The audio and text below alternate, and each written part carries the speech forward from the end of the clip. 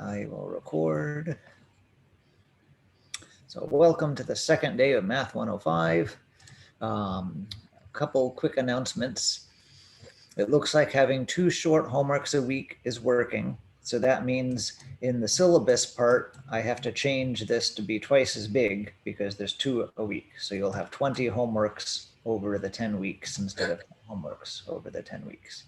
So then down here, things decrease by 2 for homework because there's twice as many. So you still get the same discount. I just have to reword it different. So here you go, official notice, your syllabus has changed slightly. And once we're a little farther into the hour and more people have joined a little late, then I do want to make sure just the whole system is working. I haven't done anything in the week 2 or farther because I don't want to keep going and make things a certain way unless we're sure it works. So in a moment, we're going to talk about this to-do list and things like that, but I'm waiting for more people to show up. Can you clarify the discussion thing in the syllabus? It says you have your homework and then the last column is the discussions. What are the discussions that we're being graded on? This week, it was the introducing yourselves. Oh, okay. I understand. Next week, it's going to be sharing about your investing anecdotes and so on. So the topics are okay. If you were to try and click on this right now, it wouldn't work for you. Okay. Because I haven't formatted them all yet. I want to make sure things are going right. We had a question last class about, are you getting too many emails? I could force Moodle to make it where each forum is just one topic that we all reply to rather than each person starting their own topic. And that might group things up in your Gmail a little better. I think that would be better to have it as just one reply instead of us all making our own discussion forum. Right. So anyway, but you can at least see the topics if you wanted to go down into the future weeks, but they get to be mathy. It's just week 1 that's introduce yourself. Did that answer your question well enough? Yes, thank you. Oh, okay.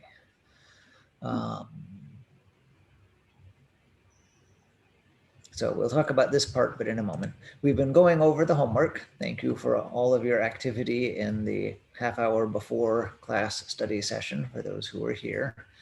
And there were some things that people asked that I wanted to share with everybody. And so I told some people in the past half hour, sorry, I'm not going to answer that quite yet. Have a classmate help you. And here is my answer for those things. So our Jamboard for today starts with somebody was helping another person with activity 8 and they wrote on the whiteboard of Zoom. So I just sort of copied their stuff here. That's what this is.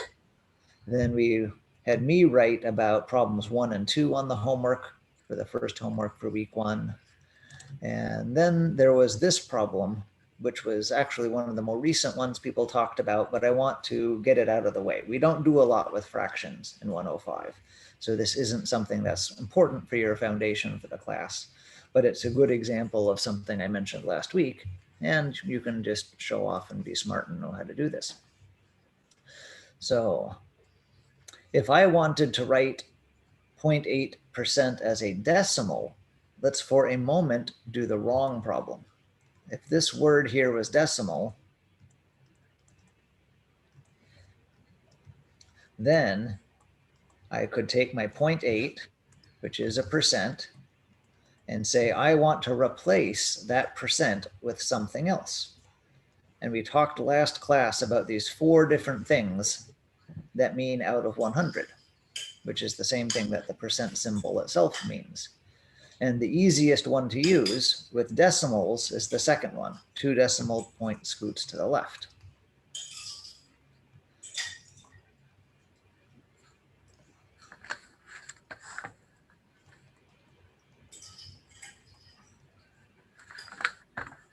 So I would get an answer like that. Everyone okay with me so far? But that's not what we did. So I'm going to take that and move it to the next slide.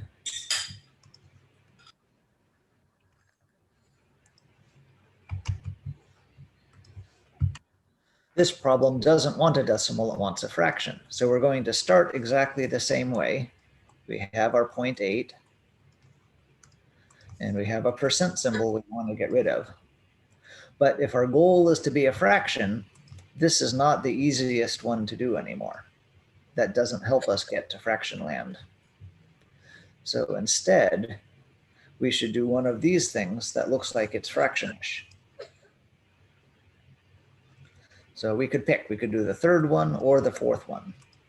Why don't I just try writing the number as a fraction with the denominator 100. So these two things are the same. It's 0.8 out of 100 or 0.8 out of 100. You could imagine maybe some survey. How many people like this kind of chewing gum? Not even 1 out of 100. We're not done though. There's the silly rule that fraction answers don't count as finished unless they are reduced nicely. So what do I do to make 0.8 over 100 a happier fraction?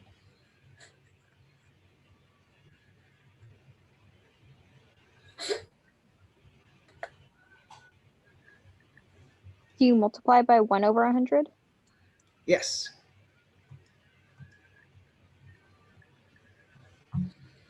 So no, not, I'm sorry.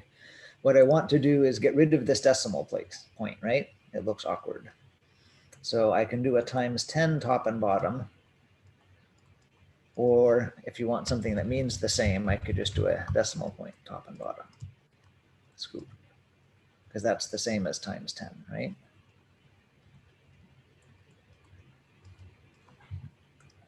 So I get 8 over 1,000. I'm almost done.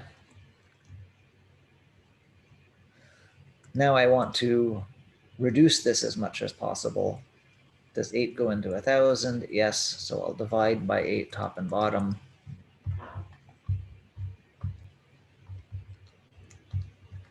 And 1 over 125.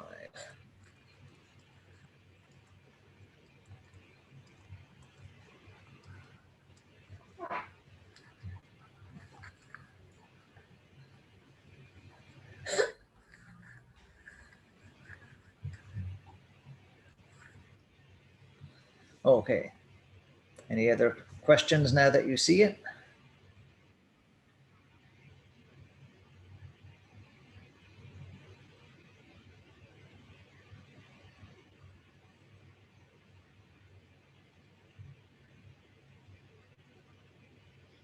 If, as a first step, I changed it to the decimal 0.008, that's not wrong.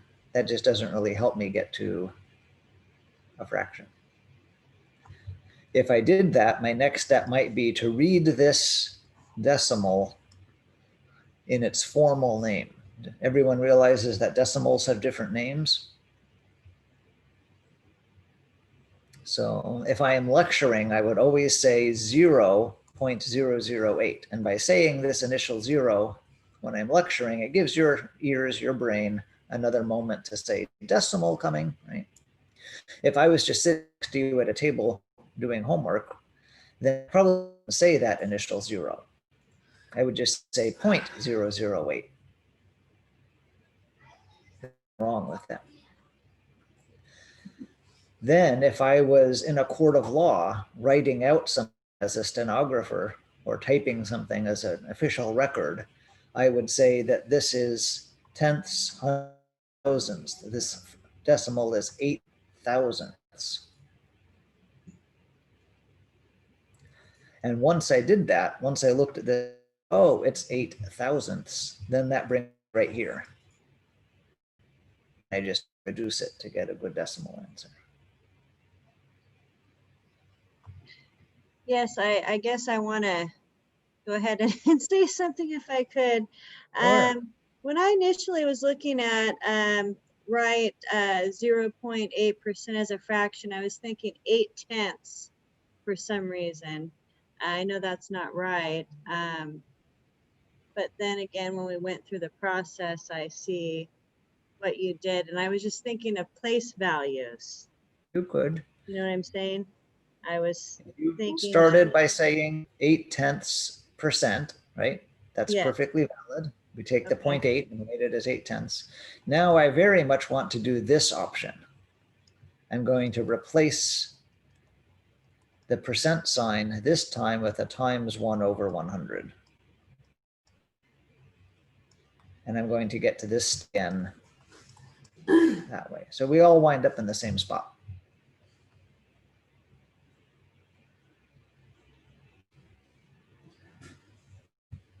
that makes sense. I just must say I'm a little rusty, so I need to make sure to go over that activity and whatnot. But I'll go ahead Again, and move forward. problem Sorry. itself, no one's going to ask to change itsy bitsy percents and fractions in Math 105. Okay, we also want to deal with proportions a little more. They're very good questions. I have trouble remembering how to set these up, because if you set the, it goes nice and smoothly. Wrong, you get the wrong answer. So I'm going to go to proportions with word problems in my justice section. Justice involves equations. It has an equal sign. Proportions are in that section. So let me reshape my screen. Can everyone read what I have on the screen now?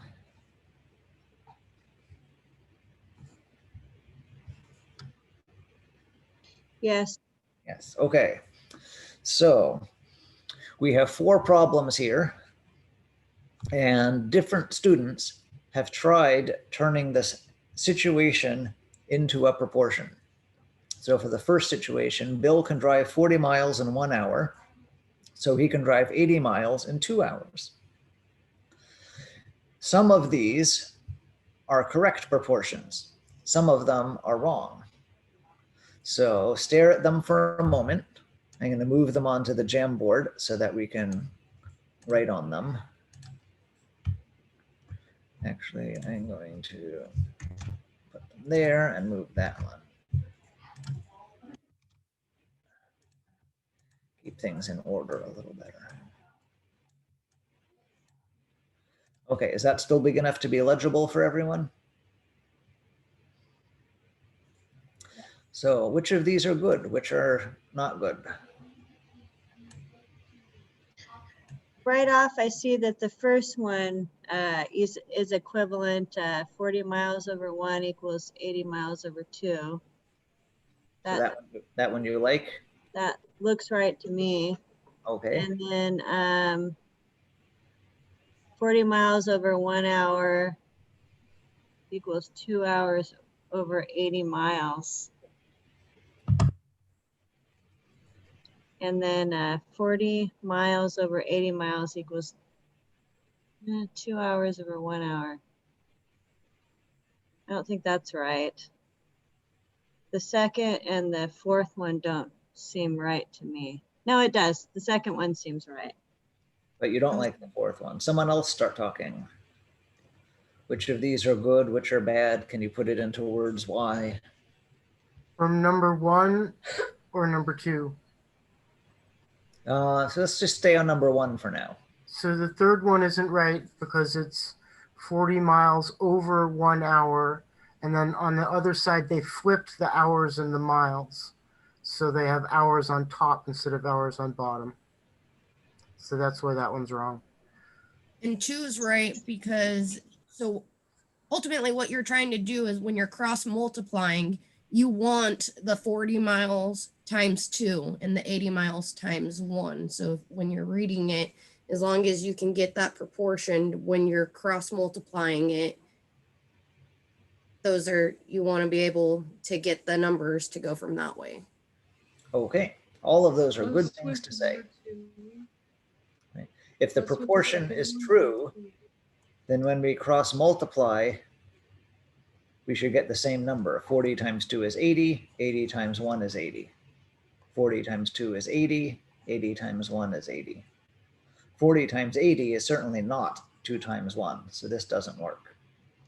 40 times 1 is not 2 times 80, so that doesn't work.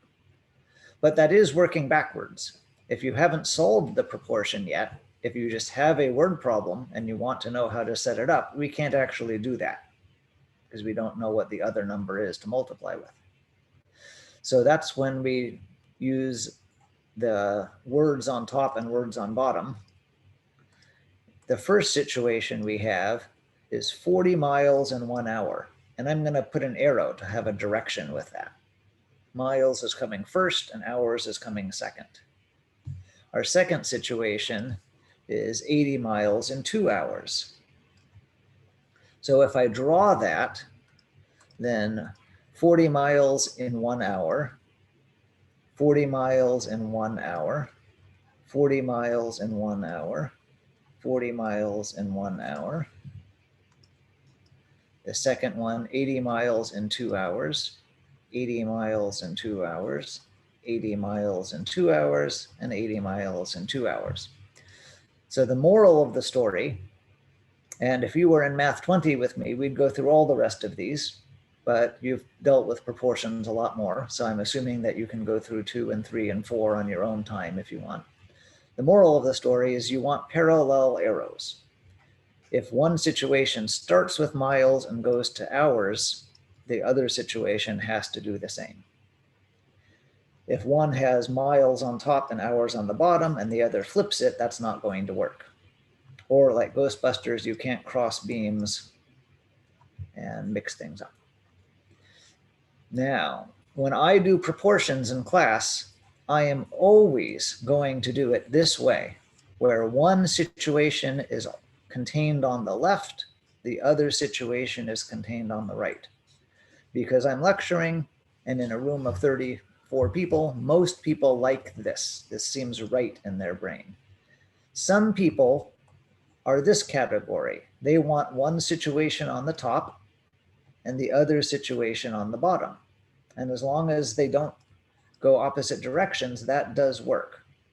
But if I was to write this on the board lecturing to you, it would make only 1 or 2 people happy and almost everyone else a little confused. And so just to be efficient, I will do this. And if your brain works this way, I apologize right now, but sorry, you are just outvoted. I'm not allowed to confuse that many people. So now let's go to do this problem. Let me see if I can make it a little bigger. So we have 2 situations. One is going to stay on the left. The other is going to stay on the right. The first situation was 120 miles. Goes with 4.5 gallons of gas. And at this point, I just stop reading the word problem. I don't care what the rest of the word problem says. I know the other situation has to have miles on top and gallons on the bottom.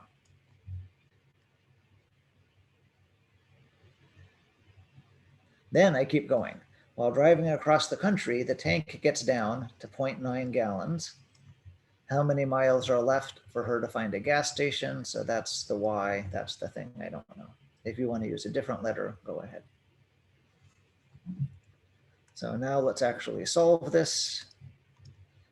I'm going to pick the side that has the Y first and pick to put the Y first because my brain likes that. And then I'm going to, whoops, that's not a highlighter. No.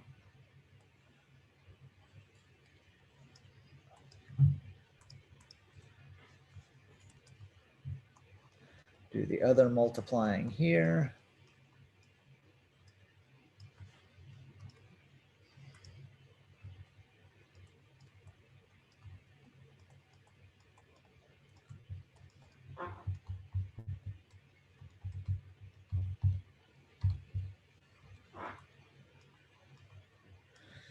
I have something stuck onto Y with times 4.5, so the opposite is divided by 4.5.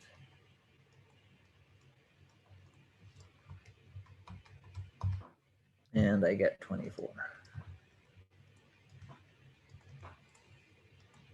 And it's a word problem, so I need to label my answer. Okay, questions on what's on the board?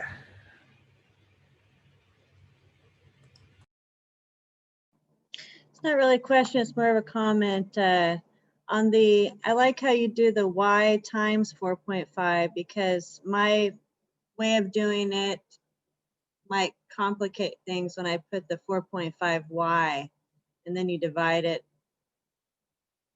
Anyway, I like that, how you do the y first. I guess it makes more sense to me too. I guess I have a question. Why did you go straight to proportions to do that instead of unit analysis since you had the miles and the gallons in there? Is there any specific reason? Because earlier in office, people asked, how do I know setting things up right? Okay. So if you wanted to do unit analysis or the unit methods, those two methods will work. But people have questions about those. So Well, I was just thinking because you have the miles and the gallons already in there, to my brain from the math that I have done, that goes straight to unit analysis because then you can cross cancel so that when you do get to the bottom of it, because it is a word problem, you don't forget to put the miles in there since that's what we're trying to find. whatever works for you in this case. So Okay. some people will love cross multiplying, other people like unit analysis better. And some people always find unit rates and go from there. Okay, a more quick comment. Sometimes this doesn't work. Maybe I have a problem and I say that a car can go 70 miles in 2 hours. And I keep reading. And the second sentence doesn't, or second half of the sentence doesn't ask about miles. It says, how many feet will it go in 12 hours or something like that.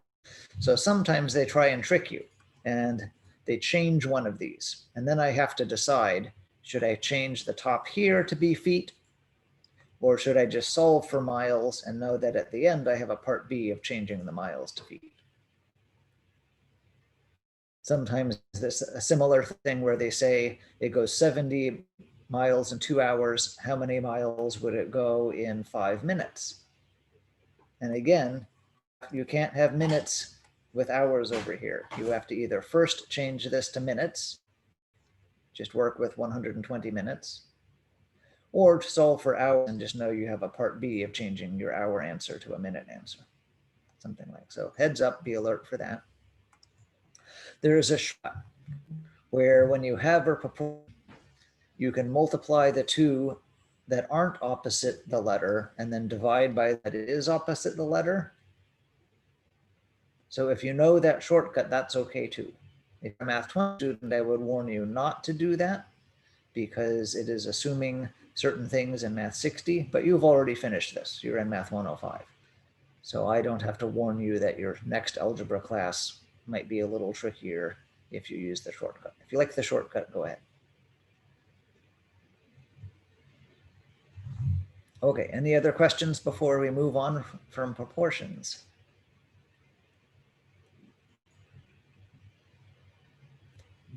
Okay, anyone else have? Do you want us to write here in the chat for the attendance, or is that just once a week? No, we should do it every time. That's a good reminder. So type here in chat. Let me know you're here. Make aviation happy. Thank you. Good reminder. Thank you. Anyone have a homework question for the homework part A before we move on to new stuff? General question, but do we start the quizzes today or is that next week? We'll do one today.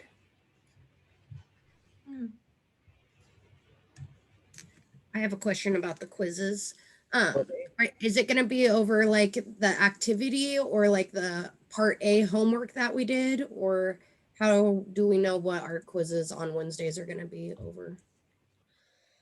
My idea is just to randomly pick one of your homework problems, in this case only from the one homework you've seen, normally from the past 2 homeworks, and then just give you 3 problems from that, but change the numbers. If we have other ideas, we can. And quizzes are only on Wednesday, I thought I heard someone say. Yeah, I don't want to Okay. spend that much time on them. So, Cool.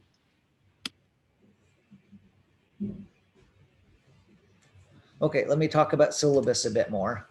Right towards the beginning of 2 o'clock, we decided that we needed to talk more on syllabus, but let's wait till everyone arrives. I'm going to share my screen again.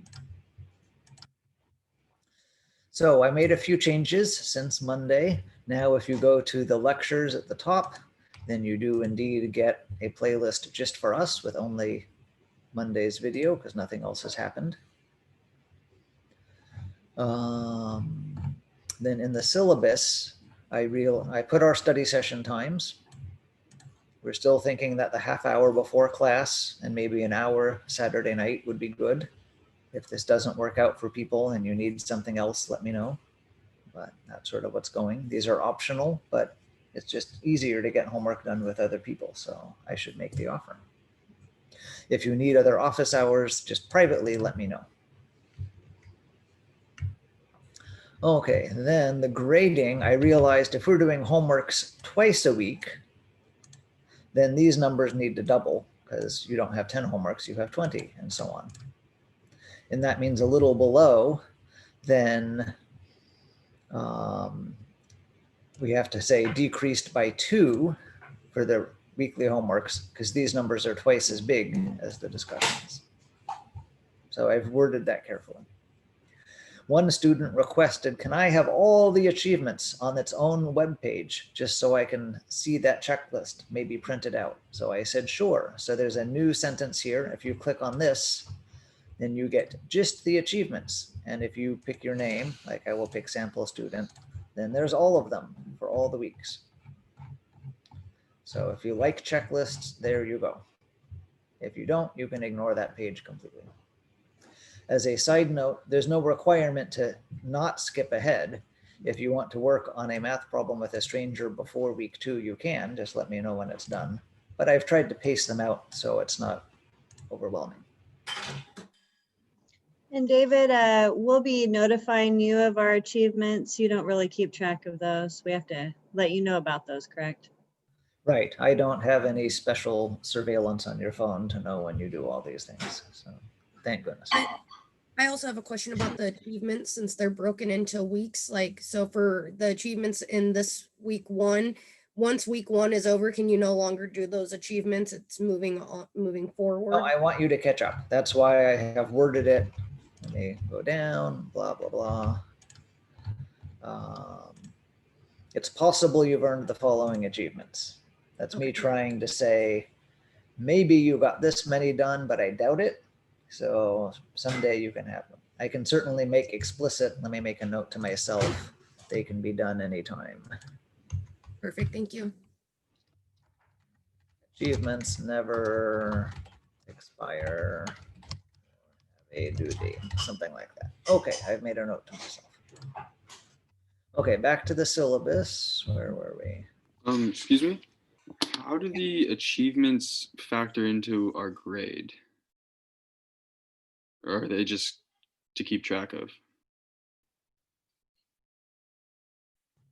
A couple ways. So let me talk about that. So this requirement list up here on the table is really strict. The final exam is a little bit generous, only needing an 85 to get an A, but everything else is pretty hardcore. So the achievements make it easier. So these paragraphs here tell you that. So the first thing is that your weekly quiz average goes down by 0.25% per achievement. So if you earn 32 times 4, you would get 8% less. You'd only need an 82 instead of a 90 to earn an A with your quizzes. Then the second is that there's the different colors. So if you, for each color that you earn 3 or more, then this number goes down by 2 and this number goes down by 1. So So if you not only participate in class, but are kind of well-rounded in how you participate, then that makes up for the fact that life is busy and you couldn't get all the homeworks done on time. And then lastly, plus and minus, these are just plain A, B, C, D, right? So you earn a minus if you don't complete at least 14. If you earn 14 achievements or more, then you'll get a plain letter grade. If you earn 30 or more, then you get a plus at the end of your letter. So plus and minus is based on class participation, not your final exam score.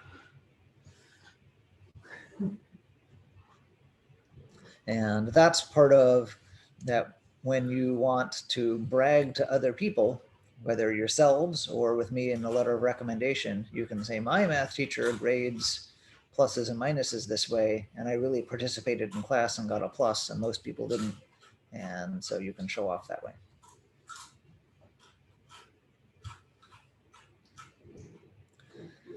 Okay, questions about that part we just talked about?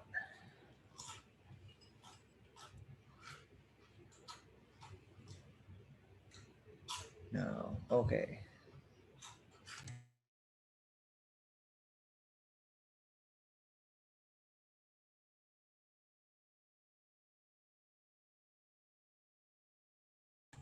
Okay, so the next thing is discussions. I've been fiddling around with our Moodle because I normally don't bother with Moodle, but I don't know how to program forums well. So yay, we'll use Moodle for forums, right?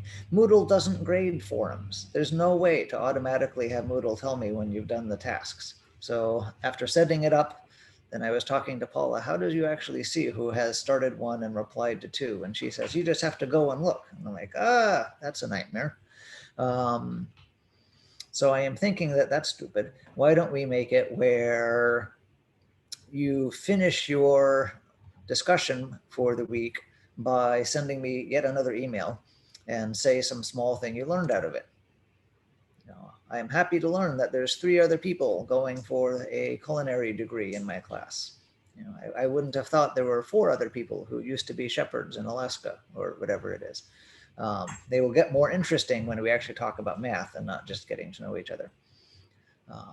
But I would much rather have you check in with me than spend a lot of time staring at Moodle. Does someone else have a good idea on how to turn in forum discussions? Let me know. So should we do that for this week's discussion forum? Like, should we send you? No, I can just give everyone credit for this week. That is fine. And I can it doesn't take that long to look and see who has done something. It's just the pickiness of have you replied to 2 people and blah, blah, blah, blah, blah. So don't worry about this week. But in the future, what should we do?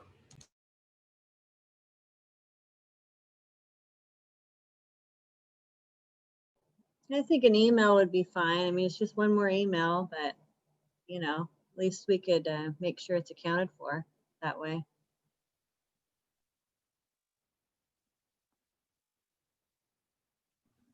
So just to be clear, what do you want us to do for responding to peers in the class for the discussion post for this week? For this week, I don't know, say something friendly. It'll be a little more obvious how to respond once we start talking about math. So the second one is about what have you seen with investments and savings accounts and banks and stuff. It gets a little more specific than that, and it will be more clear how to actually have a conversation about it. But you want us to do it in Moodle for the comments. Yeah, because that's where the discussion lives. So Okay, thank you. And then in terms of emailing you about all of that, do we email you our discussion post forum and also our response kind of thing, or just summarize our responses? what I will do is, so let me scroll down to week 1 as an example. So when it says here, do something, then I'm just going to change that right now and make it say,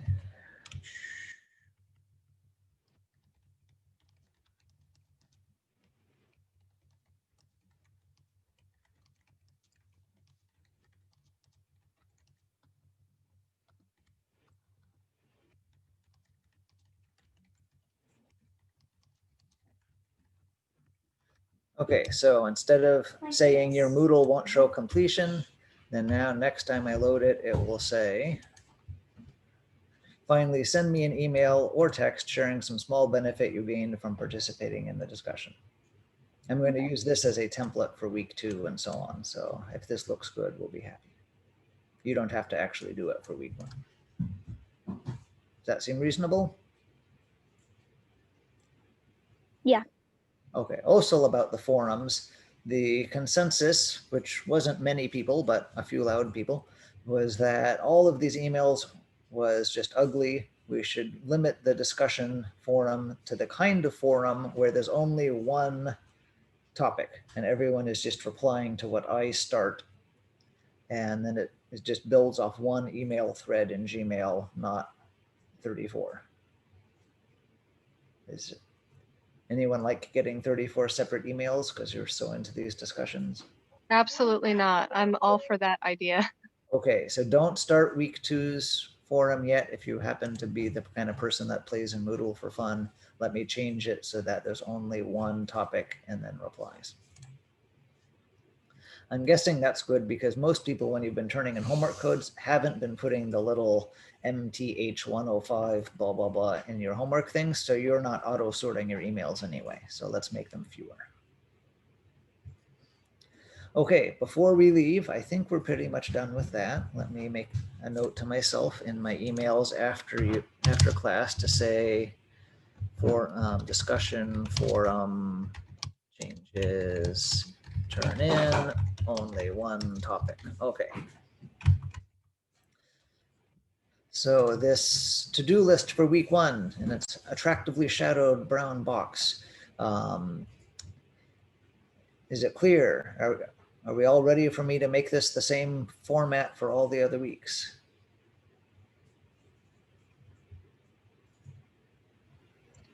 That's fine with me. I was going to ask David, are we going to be, this is kind of a side note, do you think we could have like just like a 2 or 3 minute bathroom or restroom break in between our... Between 2 o'clock and 3 o'clock? Well, somewhere, yes, around there. Or should we just go and come back real quickly? Just go and come back if you want. Okay. All right. Thank you. Yep.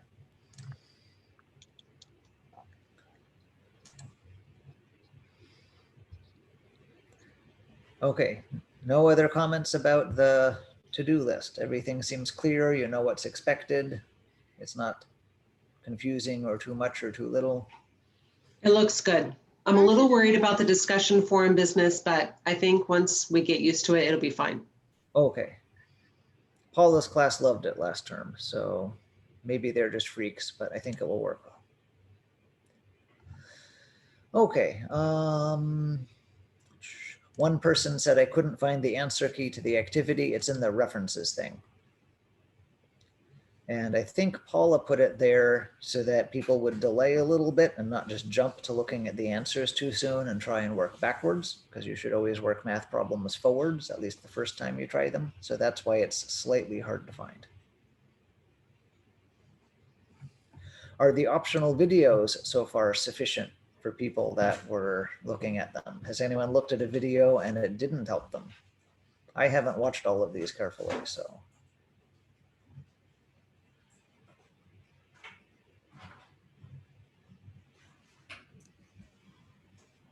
I started watching the introduction to percent and it seemed pretty good, but that's about as far as I got into the videos. Okay, yeah. The ones I have watched seem to be either okay to good, none of them bad enough that I wanted to find a replacement. Okay, someone asks about what counts as participation. So in the syllabus, it tells you that paragraph. Be present each week so I can see your face.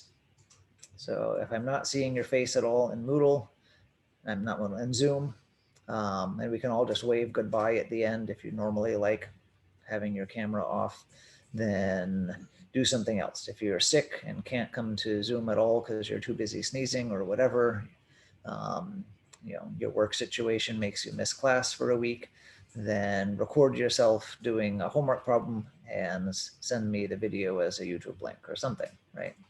So let me see your face a little bit each week. And that's mostly for your sake, not mine, that if I stop my screen share, and right, if we look like, what was that old TV show with the grid of people? Brady Bunch. Brady Bunch, right? If we look like the Brady Bunch, it's more friendly. If it's just a bunch of people with black rectangles and little white names, then who wants to go to that, right? So thank you for the people willing to share your face. You make this friendlier for everyone. Okay, on to new math things. So we need to finish talking about percents. And I'm going to close this homework. There is our Jamboard. I'm going to scroll up from that. So these first 3 icons of the topic list are our foundational stuff. So as far as what do we do with changing one number, the shape-shifting column, we talked about decimal point scoots, the 4 ways to replace percent, and different ones were most useful if you wanted the answer to be a percent or a fraction or a decimal, and then kind of a summary of how to go between percents, decimals, and fractions. So I think we've already done that today. So that's where David? that, yeah. Quick question. For example, like I have this nifty worksheet that a teacher gave me some time back about percents and percent equations. Would that be something that I could share with the class? It's like a helpful worksheet or something? You want to email it to me and I'll send it to everybody? Or do you Yeah, want to do it I now? can do that. Well, I can do that a little bit later if you'd like. I don't have it. I don't have it scanned or anything. I would have to scan it first. It's not in my.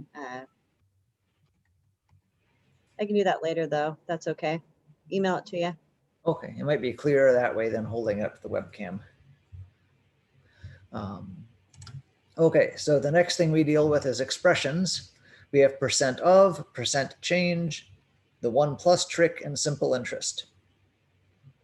So let's go through all of those.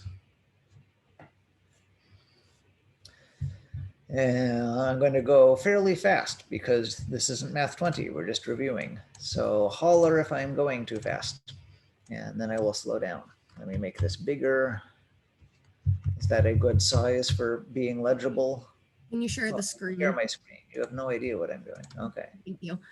Let me go back then to what I was doing. So shape shifting, we had decimal point scoots, replacing percent with something else, and just the overview of how to get between percents, decimals, and fractions. That was how to play with one number with percents.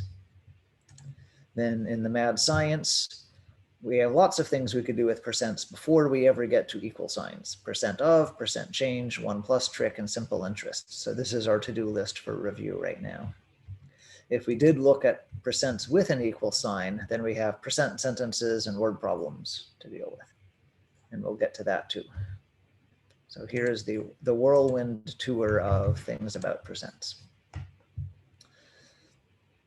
So again, interrupt, turn off your mute and holler if I'm saying something that helps to make a comment or question.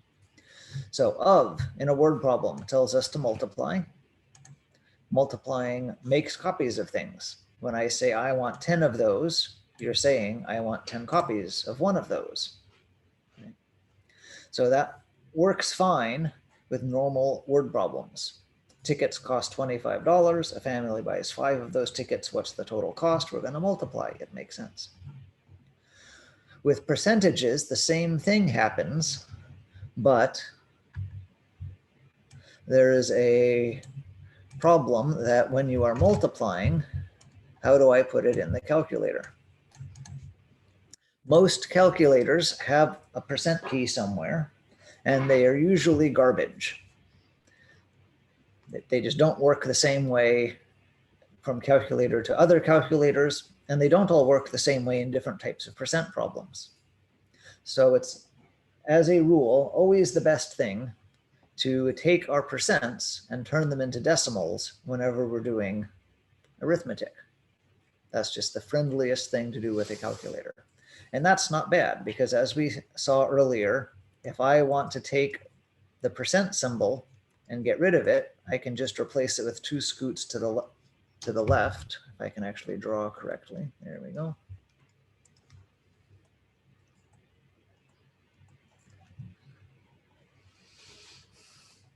I am writing much more than you would need to.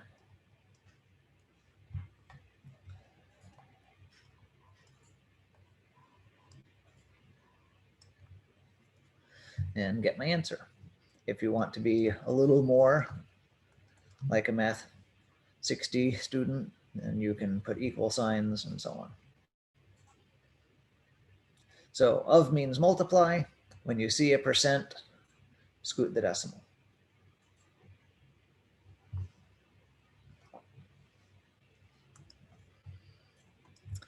There's a little trick. When I'm multiplying, it doesn't matter actually which one I scoot. So if I say, what is 24% of 25?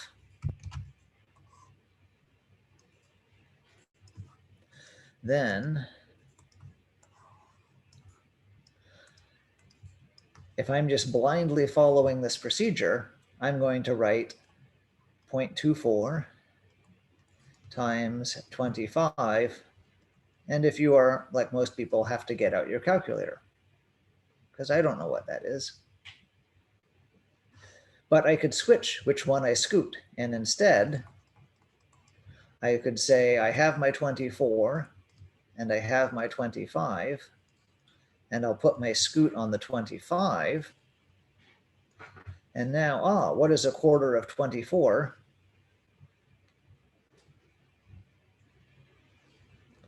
So I know that 6 times 4 is 24. That one I can do in my head.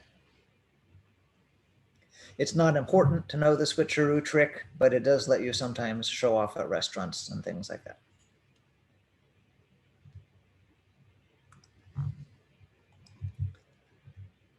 Tipping is a common example. I don't think I need to go through specific examples unless you want me to, because this isn't Math 20, but we often multiply a price amount for the meal by 10% or 15% or 20% or something. As a heads up, all of the things we just did, the problems told us a percentage, and we multiply that percentage by the amount. It is possible to write an English sentence that uses the word percent of, but it asks for the percentage. In a tank of 8 fish, 8 are guppies. What percent of the fish are guppies? We're not doing multiplying two things with a decimal point scoot for this problem. So just a heads up, you can't see the word of and think that we are doing this. Because in this one, they give you the percent instead of ask you for the percent. By the way, in all of my old Math 20 lectures, then this is what the YouTube links look like. So I could open this one and there we are, right? It doesn't have the cute little YouTube icon because that was older. Okay, everyone okay with percent of before we move on? Holler if you're not. Percent change happens all the time. We're going to be doing a lot with investments and finance in Math 105, and we want our money to grow. So percent change is sort of our big thing, why we care about percents in this class. So a percent change, let's just do this one.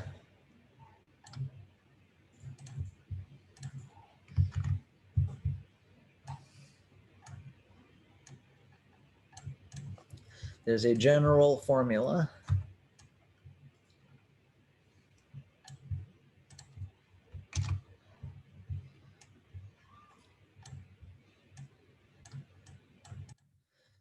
That percent change is change divided by original. So what's the percent of the decrease?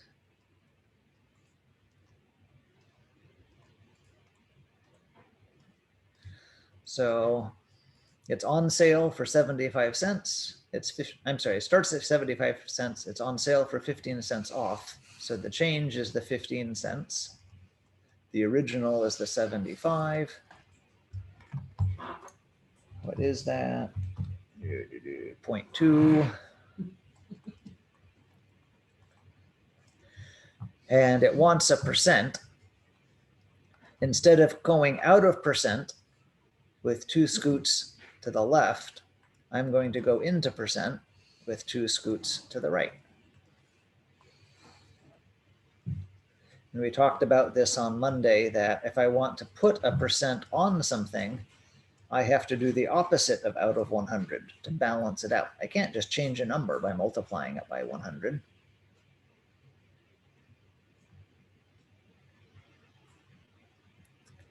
There is an acronym here, RIPLOP.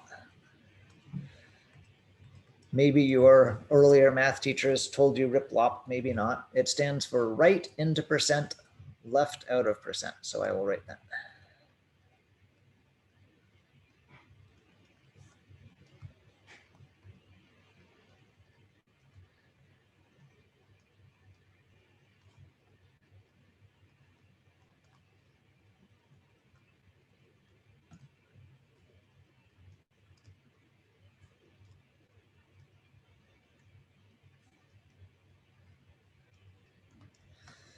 And when I teach Math 105, I'm not sure how much I should say the phrase RIPLOP.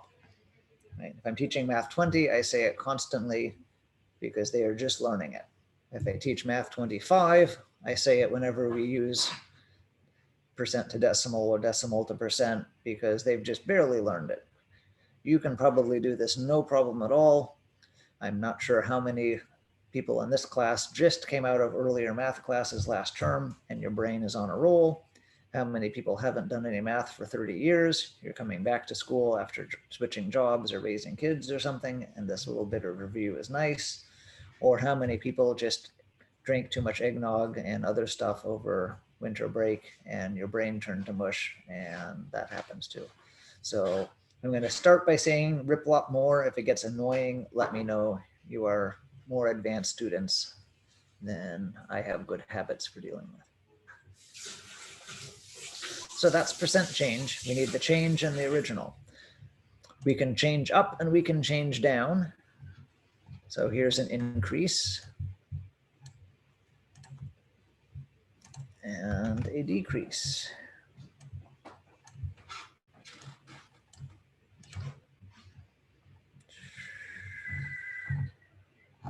We have down.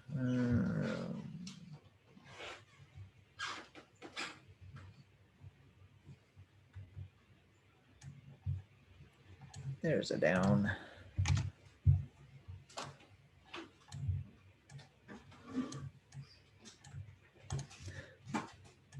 I just scrolled past something that I made up for my Math 20 students. Maybe that's helpful for you. Maybe it's not. Anyway, your job is to do both of these. So go ahead, work on them. If you are someone that needs a restroom break, now is a good time to pretend to be working on them, but turn your video off and go do that. And then I'll do them in a moment once you have. David, it looks, I don't know if it's just my screen, but it looks like it's cut off a little bit, just the first part of the questions. The value, what do other people see? It looks fine to me, but Okay, now it's just a little bit more to the right. Looks good to me. Is your cameras in the way? Let me see. You know, I've been messing around with it. Is- I if you go up apologize. to- The 100, it would be 100% original site. No. Fit to window. There we go. It was me. Sorry. Thank you. no problem. The first week, we should get out all our wrinkles.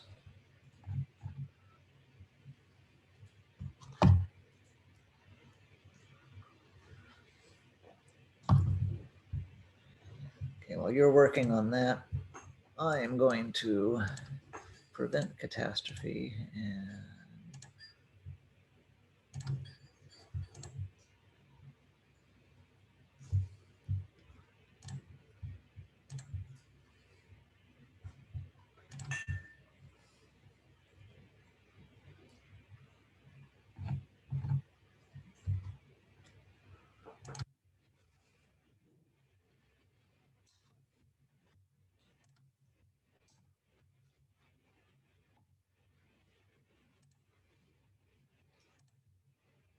like that. Okay.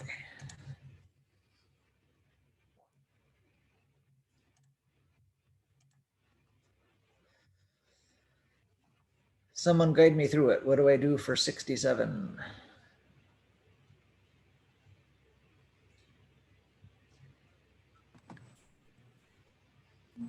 Also, since it changed to 170,000, when you take that and divide it by 150,000? We could do two different things.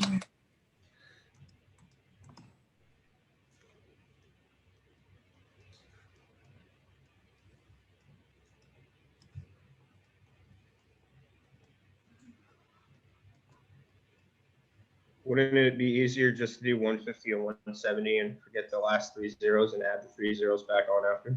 The percent's going to be the same. It is, right.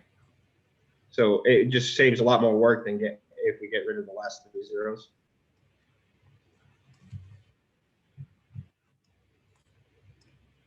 Yeah, I did it even a different way. I had the difference of 20,000 and I divided it by the original 150,000 and I got the same answer. Yes, that's probably more accurate anyway. So I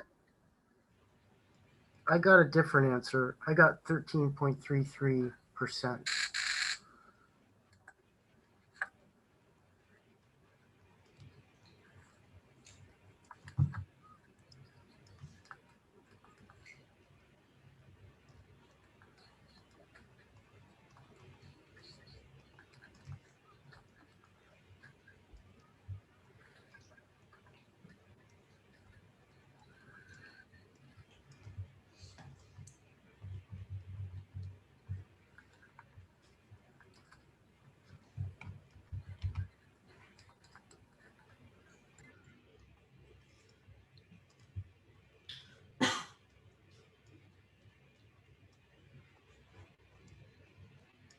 Okay, the 13% is correct.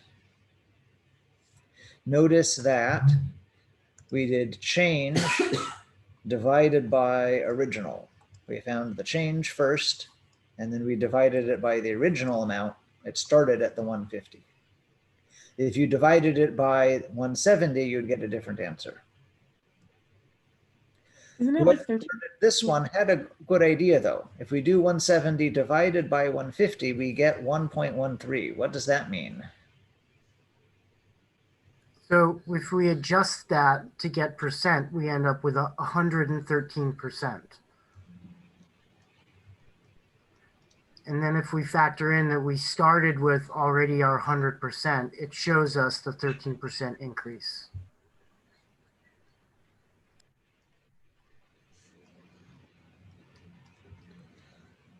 Let me rephrase that. I like what you said. When you divide the new divided by the old, then you're saying the new is 113% of the old. It's more than 100%. It's more than all of it. It's 113% of the old.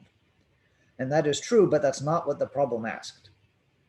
It didn't say what is the new amount as a percent of the old. It asked a percent of the increase. So you have to peel off the old, the 100%, and get the 13%. So most people do it this way. They like change divided by original. Some people will do it the other way, and that does work too. You just have to realize I'm answering the wrong problem and then fussing to make it work.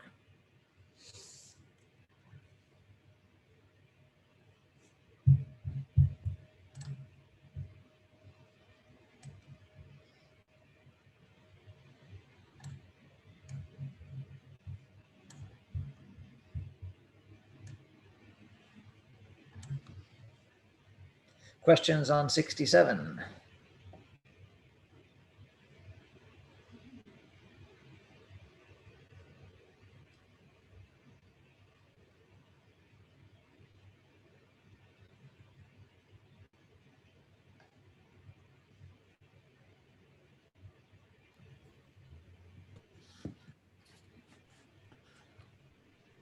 You're all very quiet. Should I go on? I'm good with that one. I'm ready to go on. Okay, 76. Holler if I'm going too fast. Now the investment goes down by 15%. What's the new value? How did we do this one? I did 200 times 0.15. Mhm. And then I subtracted that value from 200. Perfect. Okay, 15% of 200 is 0.15 times 200. So 2 15s is 30.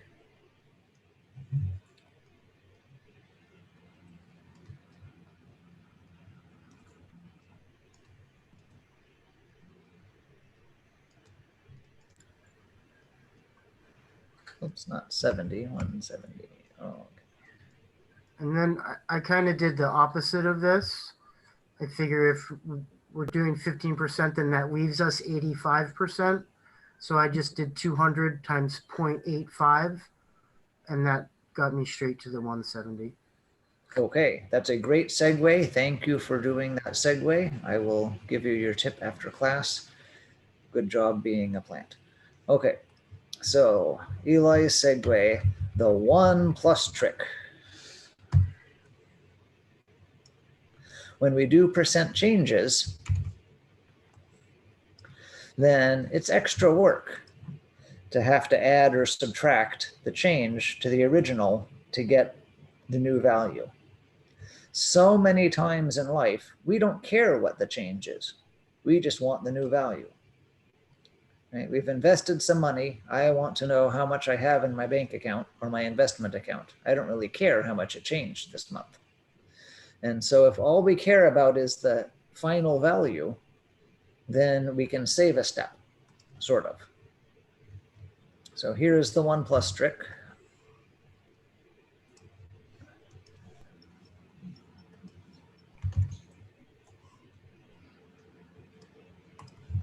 Is that too small to read?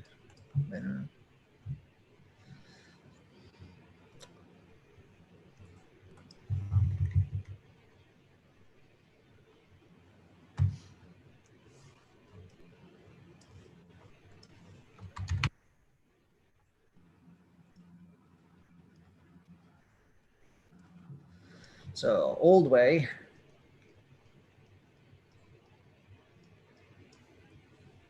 I'm going to say 4% of 200 is 0.04, Riplop times 200 is 8. And then we started at 200. It goes up by 8, and I get 208.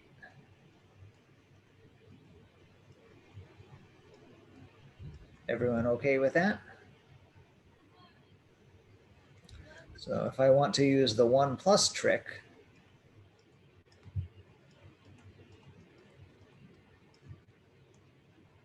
then I'm going to not say 0.04 times 200. I'm going to put a 1 in front. And this 1 comes from 100%. And once I do that, then I get my answer of 208 right away.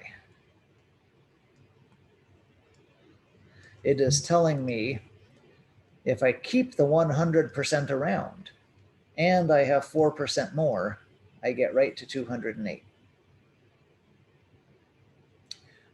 Rather than the old way where the original $200 just kind of faded away on the first line. We had to put it back.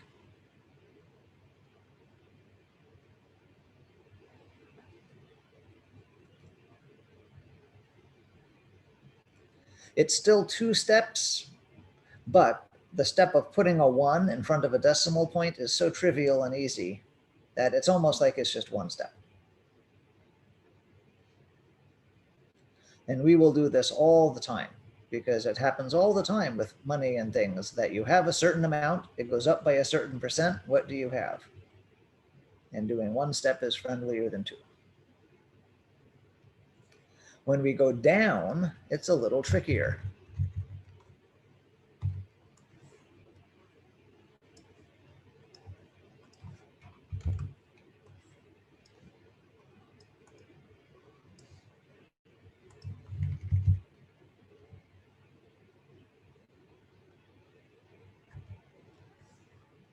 I'll do the same one we did.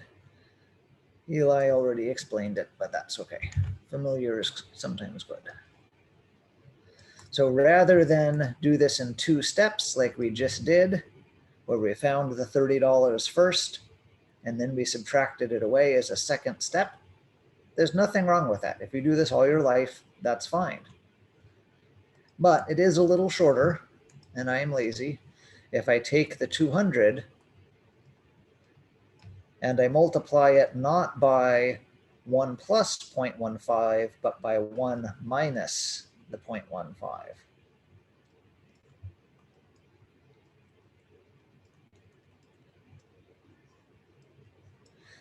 And this again is saying that we have 100%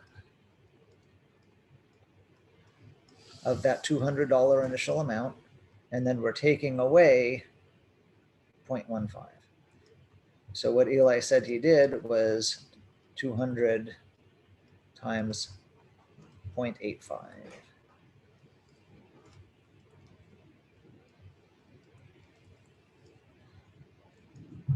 I don't care what you do. You can write this.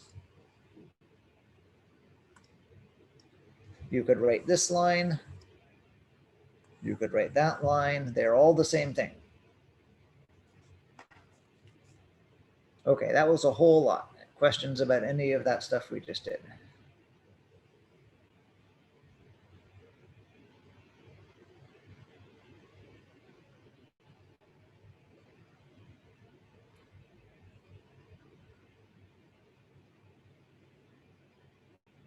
You use that 7-second rule, David, where if you don't get a reply in 7 seconds, you move on. No, that only works when people are like having a good discussion. So I am too used to students, and some of you are more used to math and some of you are not. But in math 20 or 25, half the class is just terrified. They are all waiting for someone else to ask the question. Right? So they wait for 7 seconds and then they think about maybe being the one to ask the question. And then they wait for 7 more seconds. And then they think maybe really it is my job to ask them, and so on, right? So that's why I'm very patient. You know, I'm glad this came up because I'm physically nodding my head, assuming that you can see all of us. And so perhaps I don't know how your Zoom is set up. Maybe you can't see me nodding my head. So I feel like I'm participating, but perhaps it's just tossed to the dust. I don't know. So what would be, if we don't have questions, do you want us to respond? Because I hate that feeling when I'm like talking to a room and I feel like I'm talking to no one. So what would work best for you? No, it is working fine for me. If it is working for everyone else, it is fine for me. I can see most of your faces, but not all of them based on how I set up my windows. Some of you might be on the second pane. Yes, I'm not sure how Zoom decides what order people are. But it is good enough. If you nod your head, that is helpful. I'm not going to go through and point at everyone and say, I see Marjorie nodding her head. Thank you. Yes, it is good to see. But it also is true I don't necessarily trust people, because lots of people nod their head just to say, I don't want to ask a question. Interesting, right? Yeah. So. Okay, what else is there about percents? Simple interest.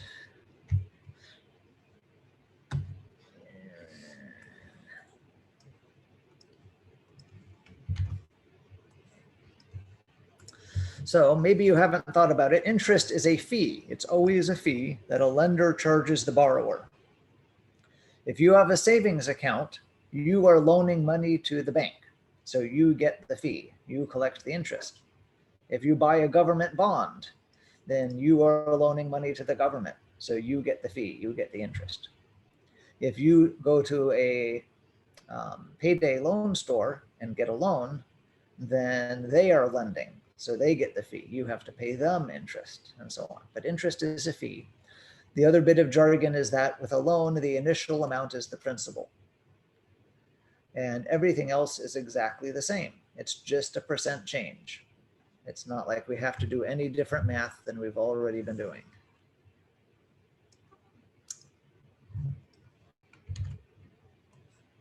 And I'm lying to you, but For now, I am not lying to you. So $500. It has a 2% annual simple interest rate. How much is paid at the end of the 1 year of the loan? I could multiply by 0.02 and add it back. I'm going to use the 1 plus trick and just multiply it by 1.02. And we get $510, right? My brain is mush, yeah.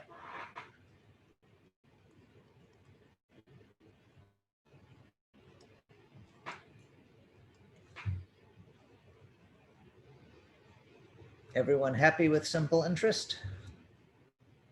So if we were living with the banks, the family and Mary Poppins, right? Before calculators and computers and so on, and we wanted loans, this makes a lot of sense. It's just a percent change problem. People can do this. It's not too much math to do by hand without a calculator in the old-fashioned days. What about if the loan has more than 1 year? So far our story has a principal, the interest, the annual fee, and a 1 year time frame, because that's just how simple interest is designed.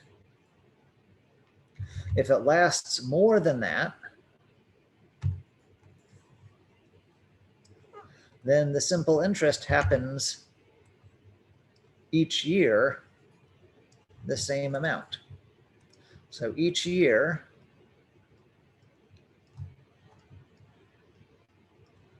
we have that 0.02 times 500 is $10 of increase. So for 5 years, where did I get 5 years? It's in the problem right there. 5 times the 10 is $50 of interest. Oh, I just realized I messed up with 78. It didn't ask for the new amount. It just asked for the amount paid. I answered the wrong question. Oops, that I can keep back. It's that I want to get rid of. Okay, now I've answered the right question. Sorry to mess up your notes.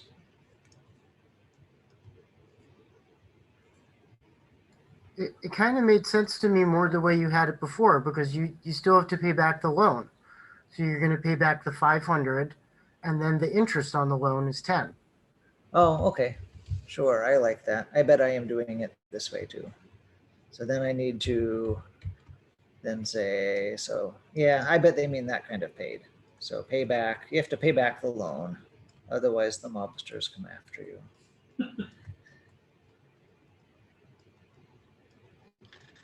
Is this Okay. how a mortgage works? No, we'll get to that. And then I had a quick question. So would it not be 2% on the additional years on top of the interest that's already been accrued, or would that just Correct, be something because different? that's what the word simple means. We have Versus simple. compounding. So would that be, yeah, okay. That's sort of what I thought. I just wanted to clarify. Thank you. That's why I talk about Mary Poppins and the Banks family, because simple interest is used only because it is simple. We take $10 a year.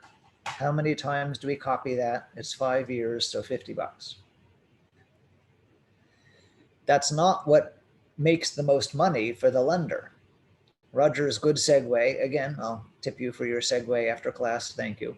In real life, these days, we always use compound interest. It's very hard, except for government bonds and some payday loan stores, to find an example of simple interest in modern life, because compound interest lets the lender make more money. And that's usually why they're lending. They want to make money. The problem with compound interest is it's complicated. The interest keeps changing from month to month. And until there were computers and calculators, people just liked using simple interest better. You would rather get a loan you understood than the loan that makes you upset because it's too much math for you. So we are time traveling. This is Doctor Who does finance. We're going back to before computers and calculators when simple interest was what people used.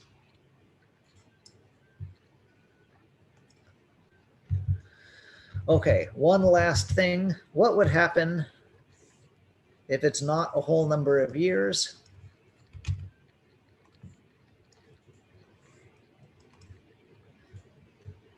Well, as before, if it was a year,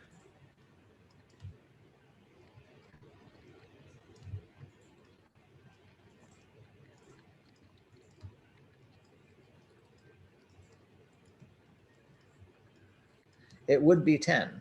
That's just how simple interest is defined. And now the banks had to make a choice. This person pays the loan back early in only 6 months. So does the bank say, you still owe me 10 bucks because the loan was for a year? Good for you, paying it back off early, but you owe me 10 bucks, right? Or does the bank say, you owe me 5 bucks because you were responsible and quick and paid it back in half the time? The banks could have done either thing. They make sense logically to pick either answer. But guess which banks had happier customers and stayed in business? Right? So because it's 6 months, then I'm going to take that 10, multiply it by 6 over 12 or 0.5 or whatever you want. This person only has to pay back 5 bucks. They wouldn't go to the bank that's going to charge them the whole 10 bucks, even if logically the banks could have decided that. So if it's a part of a year, if it's a something like 3.5, 3.5 years, whatever it is, just multiply it by that number.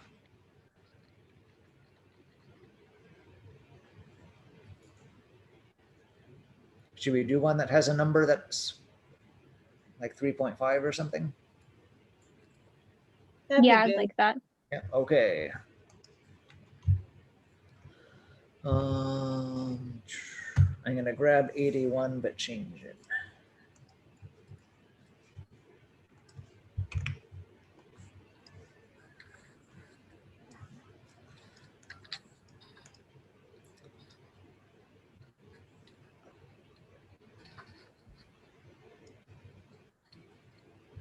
Let's make it,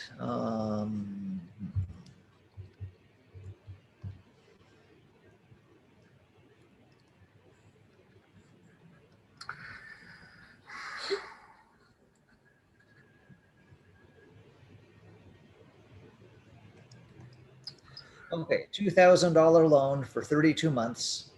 For some reason, we're using simple interest even today. Maybe it's like a government bond or something like that. And it's 20% rate. We're only asking now for the interest, not the new amount. If we want the new amount, the total amount, we can put the 2,000 back in later on. So I'm going to take my 2,000, multiply it by that 0.2, and say every year we have a change of 400. That's just how simple interest is defined, as a percent change. Then for 32 months, what do I do?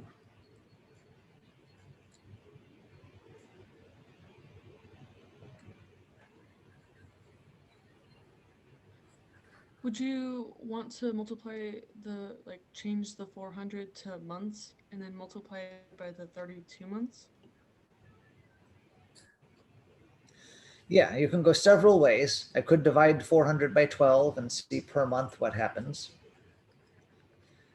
Most people are just going to take the 400 and do one of two things. They'll take 32 divided by 12 and say it's 2.5 years.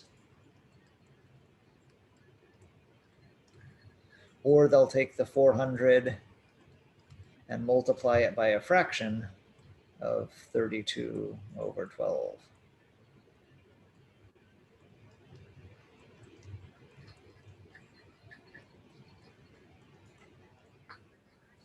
So wouldn't this be where you would use like the I equals PRT, where you would just multiply each of like, Oops, wait a minute, I made a mistake. I tried to do 2.5 times 12 earlier and I messed up. So 32 isn't a year, isn't half a year. Yeah. What do we have? 32. I'm thinking too much about lecturing and not enough. 2.6. So we should be getting 1,067. Okay, now talk while I fix it. yeah, I was just wondering, like this is like where you would use the formula like I equals PRT, where you'd just be multiplying each of the informations, or is that different? That is it. Another good segue. You can get your tip after class. Yay me. So here's the simple interest formula. If you were to do this a lot, and we kind of just did it a lot, but if you were to do it even more, you might say, what am I doing? All I am doing is taking the initial amount, multiplying it first by the rate, and then multiplying it again by how many years have gone by. So we'll write it as a formula. It's how much you start with, the rate, and the years. So I'll take the same problem, especially since I messed up, and say it's the 2,000 times the 0.2 times the, and whatever we had. Should I do 200 days? Why don't I do 200 days?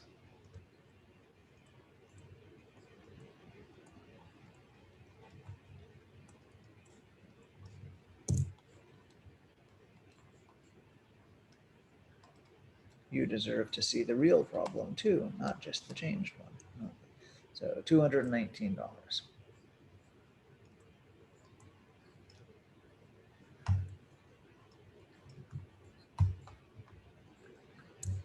Everyone happy with all of that?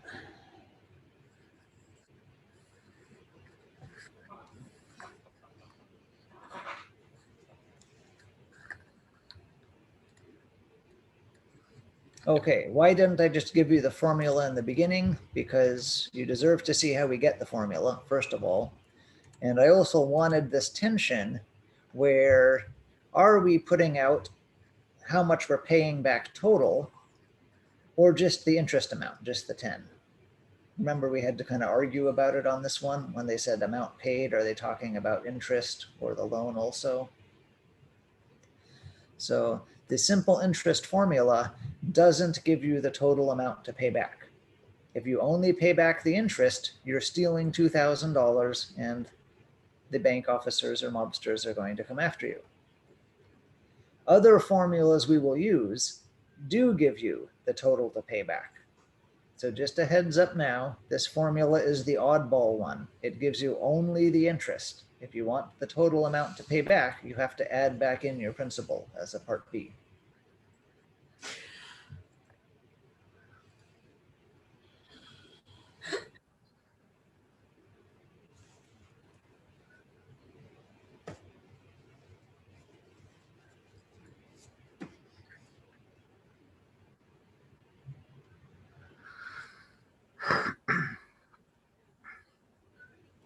Okay, and if we were to scroll down more, we would be done, because that's everything for percent there.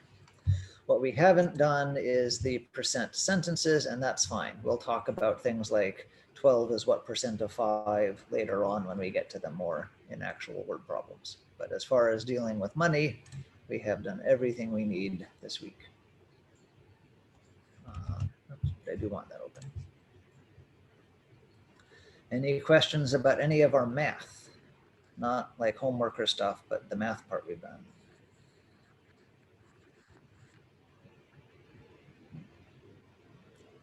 We will start next week looking at compound interest. So we'll go to personal finance and talk about 6 years of rent increases, and this will lead us to compound interest.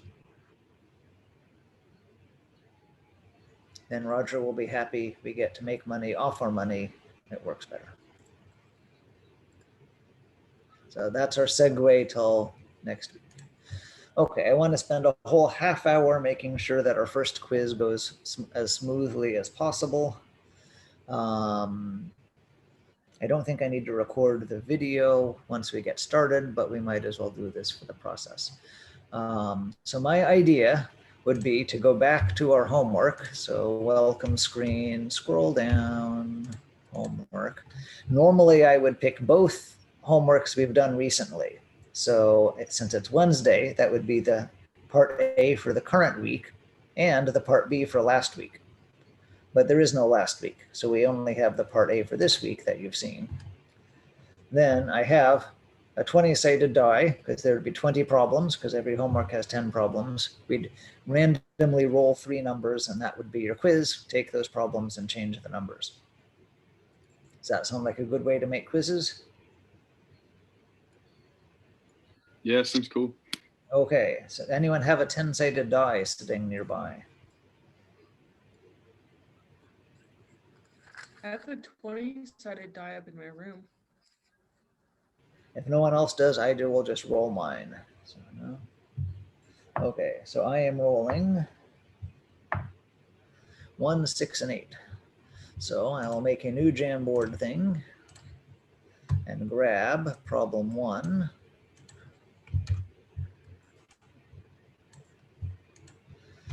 Six.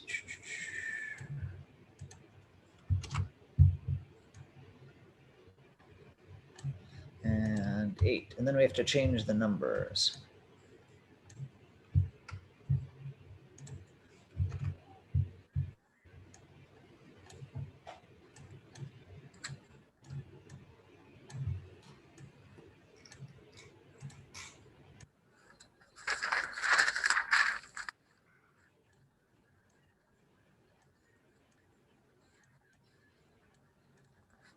Okay, how about how many factors does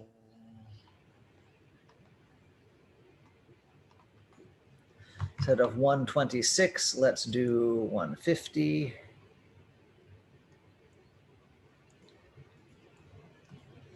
Instead of that decimal, let's do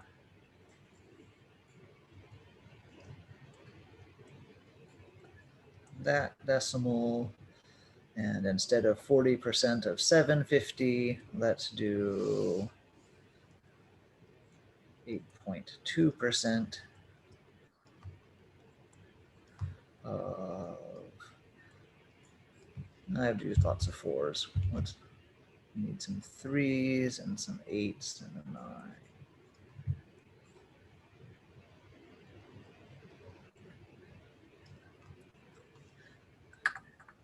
Okay, so your job is to try this yourself for 10 minutes, so 3:40. And then when I call time, pick a partner and in chat, text just them. Everyone knows how to do in Zoom direct messages to people, not to public. So then text them your answers and see if they agree with you. We're not going to always do it this way, but for the first week we will. So you don't have a partner yet. Do you want me to try and make partners real quick, or do you want to just sort of randomly flail about in direct messages? Hey, do you want to be my partner? No, someone grabbed me already. I'd rather not flail. It might be Okay. quicker if you do it. Yeah, I go think ahead it's and pick better one, if I do it. please. Yeah. But I'm Thanks. flexible. Okay, so you work on a quiz, I will get partners. Yeah, then it's like the last kid to be picked on the soccer team, it seems. You can assign breakout rooms. So you can put like 2 to 3 people in a breakout room. But then you can't actually talk to me if you wanted to, so. Yes, we can. We can. There's a thing. My last math class did it. There's a thing where we hit a button and it calls for help. So the instructor would come in.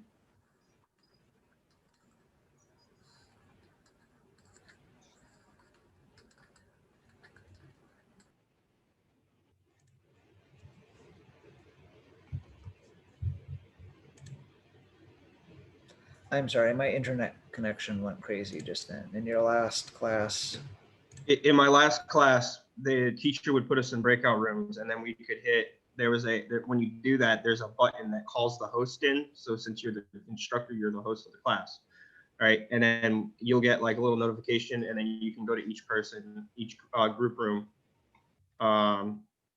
Eli was in my last math class with me. How did she do that? Do you remember? I don't know how it worked on her end, but I know that like you say, when we were in breakout rooms, there you go down and you go into it's chat, I want to say, or something like that in the breakout room. Call for help. Oh, it's similar to the raise hand in reactions, but it gave you an option to call for help, and the teacher would show up in a minute or so when she had a moment. and well, I am biased because I like Discord. If you know Discord, it's what the computer gamers use. And in Discord, you can move from breakout room to breakout room yourself. They call them voice channels. You can do that too. She did that. She would come in and randomly check on us too to make sure we were doing the work. Right, but you as the students can't pick to move from room to room. I have to force. Yeah. So. Okay, so I've pasted in chat. I just randomly sorted your list of names. This is going to not work all the time because there's only 29 people here and 34 in the class. So some of you might be randomly assigned to someone who's not here, and tough newbies. But for most of you, you can now have someone to text to and double check your stuff. And if you don't, just tell everyone in chat, I need a partner.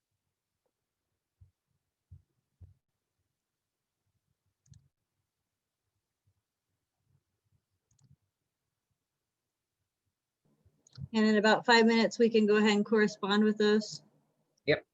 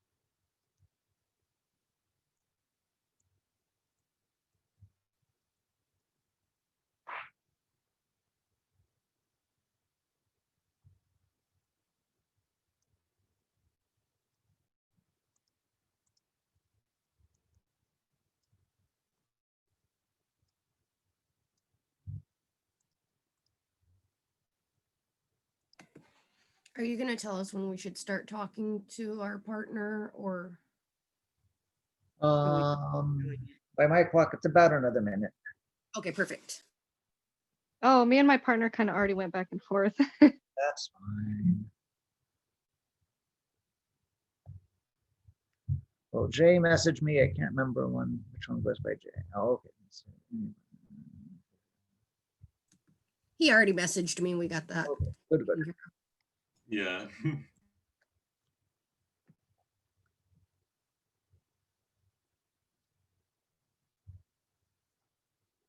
And everyone has said something. If you came in late for attendance purposes, I see Valerie just put it here. So.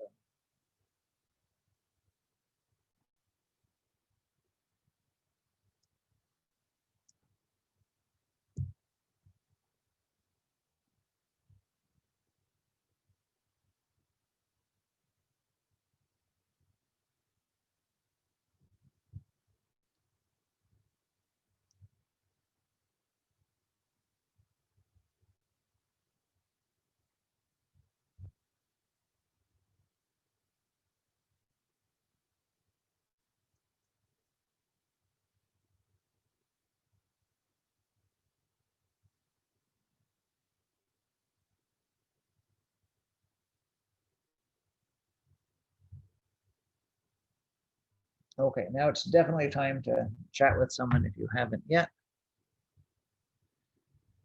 Use your thumbs up in Zoom. Everyone know how to go to the participants menu and then there's a thumbs up thing. So not like camera show me a thumb, but the cartoony thumbs up from the Zoom participant thing. Show me that when you and your partner have agreed on an answer. I think we all agreed. Where's that thumbs up?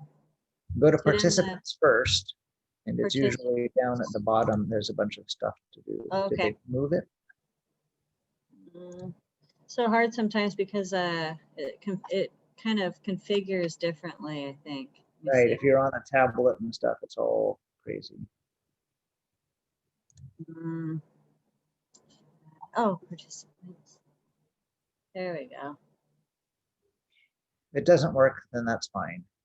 I'll just give you another couple minutes.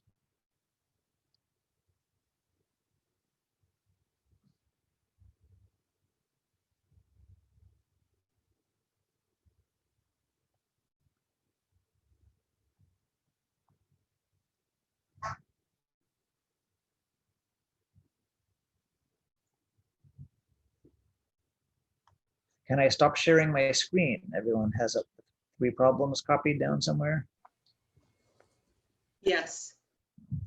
Yes. Holler if you don't. Because what we'll do next is there are achievements for doing stuff on the board. And an easy way to do that is if you've just written out a problem, hold it up to your webcam and tell us. You can also be extra tricky. Take your cell phone, put Zoom on your cell phone with a different account, like your own Gmail instead of the LCC Gmail or something. And then you can join the Zoom room with your cell phone also, and then aim it where you want. It's a lot easier to share your work on the screen aiming on a phone than taking your webcam from the top of your computer and trying to.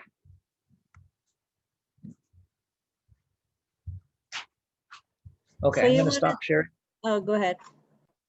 Okay, anyone want to share screen and show us what they did for the first one? I'll go ahead and do the first one. Okay, Okay, I kind of did the U-shaped thing, and let me see if I could turn my camera around. I preferred it that way. I hope you all can see it, and I got 12 factors, and I hope everybody else got that as well. Does that look right to you? Yeah, that looks right to me. That's what I Alright. got. Sweet. I got the same thing. okay. Got that too.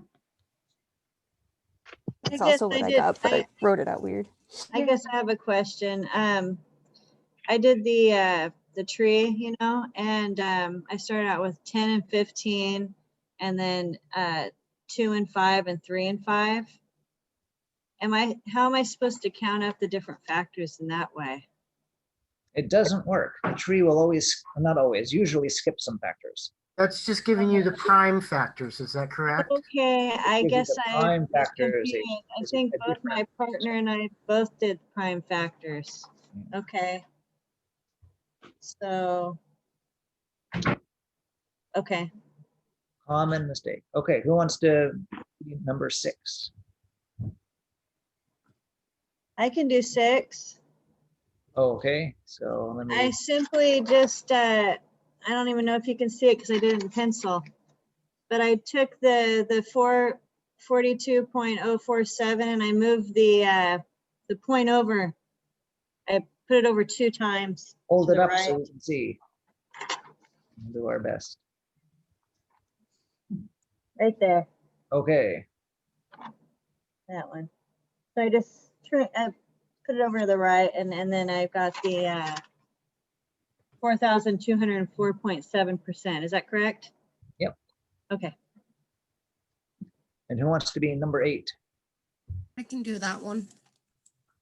So what I did was moved the decimal over 2 times to the left. Let me see, sorry.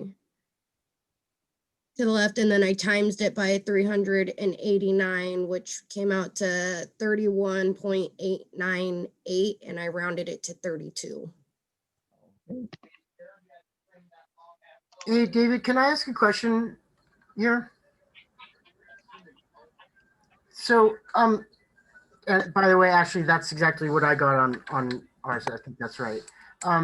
David, in our last class, we sort of had standards that we went by. Like, usually we were supposed to keep things to 2 decimal points to get a correct answer. Sometimes for compound interest, she wanted 3 decimal places. What's the standard in this class? Should we be going for whole numbers or for 2 decimal places or what? That's a good question and a complicated one. We'll talk about things. Unfortunately, this isn't Math 25's list of curriculum. We don't start with health topics and start with health formulas. That's a great excuse to talk about, well, does the BMI formula deserve any decimal points? How accurate are these things anyway? You know, if the applications aren't very accurate, then that affects things. In the beginning of our class, we're always dealing with money once we get done with this review week. So we'll be using dollars and cents, and that's not an issue. But later, when we start doing probability and statistics and describing data, then we have to figure out what makes sense. Things are just traditional. We talk about food calories to the whole number, even when we have a big margin of error. Yeah, if your basal metabolic rate is 2,000 calories a day, then how did you find that? How did you measure it? You're not going to know it to exactly the whole number, maybe not even by 10% or 15%. So we'll talk about how much it makes sense to be accurate in different circumstances. But for the immediate future, just dollars and cents is all we have to worry about. This will come into play a little bit with when we do talk about compound interest.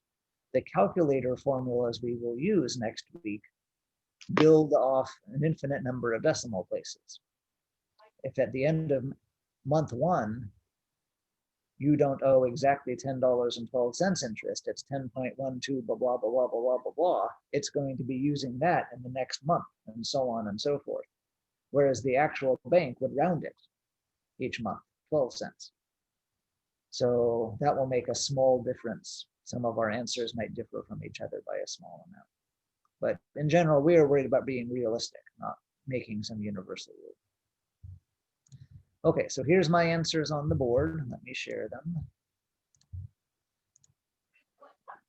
Everyone should have gotten that. If you've given me attendance for the day, then I will mark you as done for the quiz, because if you have questions, ask them now. Otherwise, I will assume you will have learned stuff. Is this how all future quizzes will be graded? I don't know. We'll see. My wife is laughing. I guess I have a question about the quizzes and the grading, if it were to be graded this way, since in the syllabus it shows like if you get an average of 90%, how are you gonna know what our Right average? now, it's all or nothing. Yeah, the first week, no one cares, right? There'll be people that even join the class next week just because of schedule changes and stuff. Okay. But I might give you a few problems and just ask you right as class ends, if it's 4 o'clock, sometime before 4:05 or 4:10, send me an email with a cell phone picture of your work, something like that. We could talk about it. What I don't want is to make you use Moodle, because Moodle is annoying. Is there anyone that's not good at mailing pictures? If I just say, take a picture of your work and send it to me? This quiz, no. This quiz, we'll just give everyone 100% if you were here today. So if I may, you have to make it so I don't know how well that you can get pictures, but I know in some other classes, like another class I'm currently in right now, it wouldn't let me upload a picture because it said it was a JPEG. So I'm assuming email will be fine. If you want it just for the quiz, it may not be from our student emails. If we're doing it through our phone, it may be our personal emails. So how would you want to address that? If you send something by one email, I will usually not notice and respond to that same email unless you tell me, no, I want all my emails to my LCC email. The best thing to do while we're on this topic, so don't run away quite yet, remember I sent you a link to, in the study skills, Google Drive. Did anyone actually follow this link in the nice email I so politely sent you? So the problem with students sending me an email with a cell phone picture of work is that our cell phones these days are so advanced that the pictures tend to be like 4,000 pixels large. And you have to do the work then to shrink them down to a small amount, scale your picture down before sending it to me. Or often when I try and open it in Gmail, it's like I see a top corner of your page and the rest is like somewhere off to the side, and I would have to scroll forever and I can't see it. So how can I grade it, right? All of that makes sense. And so the easiest way for you to give me things is to make a public folder in your Google Drive. And if you make it public, then you can just dump all your photos there throughout the whole class, and then send me an email saying, okay, my quiz is in the Google Drive, and then I'll click there and see your work. And then I don't have to worry about scaling. It's also true that your LCC email doesn't have limitless room. As an instructor, mine does. I can just save all my emails, who cares how big the attachments are. But your LCC emails might someday run out of room if you're sending me giant photos all the time and sending big attachments in your other classes. So if you put things on a Google Drive and share the items with your instructors that way, then you don't use up your Gmail. I have no idea how much of an issue that really is, because we've only been at LCC using Gmail and Google Drive for a couple of years. But And this is only for our test, right? we'll do this not only for the weekly quizzes, but when you eventually take a midterm, it'll be the same thing. I want you to take pictures of your Scratch work and send them to me somehow. And if you're not very tech savvy, you will just take a picture with your phone and send it from your phone's account, and that's okay. But if you can be, what do you call it, computer savvy enough to make a public folder, that'll just make things a little easier for everyone. Okay. Hey, David, I have a scanner that I like to use and send things in PDF format. Is that okay, or do you prefer the pictures? The PDF is fine. When I open a PDF, it always fits on the screen the right way, so I can actually read it. Okay, and I noticed that, let's see, the quizzes or the homework rather that you send, if you just hit Control P, it fits nicely into a PDF or two as well. So it easily prints. We talked about the homework page. Let me share my screen again. It just stopped foolishly. We're not done. when you're doing the homework, then it's annoying to do homework staring at a screen. So what is a good thing to do is take this page and print it, and then you can work on it as a piece of paper. If it was a normal term and we were physically together, then I would say I will print out all the homeworks for whoever wants them, so you don't have to pay for it, because I can go to the printing room at the math division and print as much as I want. But I can't actually offer that this term. You just have to suck it up and print 20 pieces of paper. If you click the buttons, then it should save that little dot when you print it. You'll see the blue dots. So there were some people in the study session before class that did the homework, but kept no record of it. They just sort of did it all in their head and submitted the code. And I say, you got 3 wrong. And they're like, I have no idea what I did. I didn't save anything. So you can take at the very least, click some dots.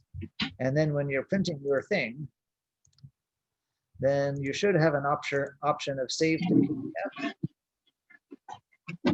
If not, maybe a different browser would. And then you could keep an archive of what you turned in. So just a quick tip, if that helps you. Anyone else have homework tips for each other or navigating internet tips?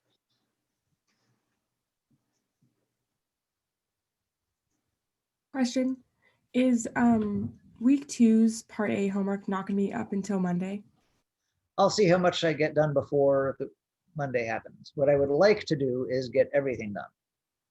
So go through all those links that you can't follow from weeks 2 through 9 that lead to Paula's class from last term, and just take everything and make it nice, make my own copies of it so I'm not linking to Paula's, take our what to do each week to-do list brown box, now that we've worded that in ways that make sense and worked out the kinks of the system, and just get everything done before Monday, but we'll see what happens.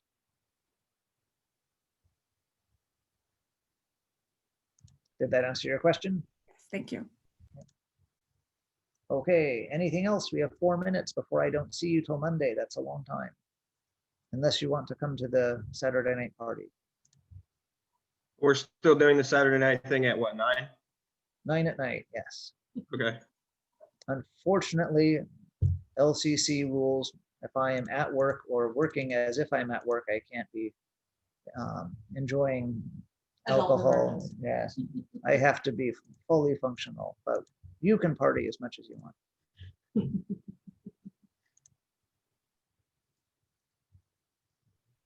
All right. Thank you, David. Okay. Thanks, Thank everyone. Take care. Meeting. Have a good day. Bye, everybody. Bye. Thank you. Saturday night. Thank you.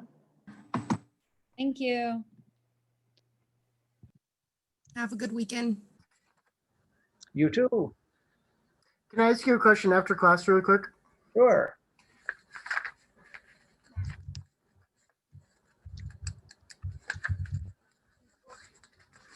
So is it possible to figure out which one I got? I guess I should start in the beginning.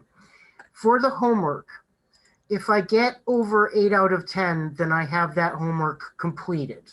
Right. So I don't really need to worry about it anymore. Right. So I got a 9 out of 10 on the part B, but I'm trying to figure out where I went wrong. And it's not that I'm doing it in my head.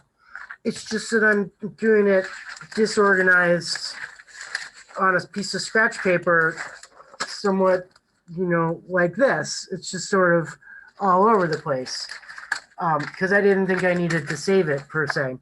I thought it would, the next time I saw it, it would, show me which ones I had filled in. So is it possible to figure out which one I got wrong on that? Yes, I can just look it up. So let me search for Eli and find your code. Week 1, part B. For you, it was number 4. And I had 25%? All right, so let's look at that because it might be that you are right and the JavaScript is upset. So I love cross multiplying. 3750 is 100 Oh, wait, no, I needed to figure out the difference, right? So 47 minus 3750 is 950. So if 3750 is 100, then 950 is X. So 95. Yes, it should be 25%. 100. See the JavaScript error. So you got it right. Okay, cool. And I don't have to worry about it. so the next people will not have the error happen. Thank you. Cool. Thank you. You're welcome. I will see Thank you for being Saturday. on top of things. And it's probably best to send one email with achievements, like at the end of the week. Whatever. I get so many emails. Yeah, that's why I figured doing one would be better than sending 5 over the course of the week. So I'm just going to keep a little notepad of what's been done. Oh, I had one more question. Okay. Because I'm pretty sure it does. You don't sound too legally technical. In class includes in the study sessions that we do. Is that correct? For me? Or... So like for an achievement, if it says draw on the whiteboard in class, and if I've drawn on the whiteboard in a study session, that counts for the same thing. Yes, you have done that. Okay, cool. Thank you. Have a great day. Hello, do you want me to see if I can figure out how to change your name to Ashley? Yeah, that would be great. I don't know why it keeps doing that. But I did have a quick question. I was just putting my homework answers in, and on the short answer part, it won't let me put the cursor to type to give you my answer for that. Okay, tell me again. On our part A on our homework, we have the short answer question, which is just, it asks the question, but there's nowhere to like click to put your cursor to be able to type your answer. No, So just in the email. You're going to copy and paste a code. So just in that same email, after the code, type something. Okay. Okay, so how, let's see, participants, more. So for me, I go to participants. Okay. And then if I click on my name, there's mute and there's more. See, I just have mute, but then down in the bottom, I have more, which gives me the thumbs down, thumbs up, the clapping, a cup, or a clock. Yeah, that's not it. Okay, so that must be because it's my room and not my thing. So then my next guess is to click on my little Zoom thing down in the taskbar by my clock at the bottom of my computer screen. And then there's settings there, and one of them is profile. Where did you go for that? So let me share screen.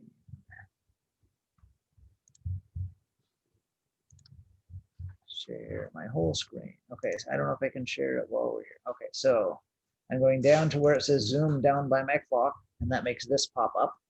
Okay. And then I will go to the little gear that says settings.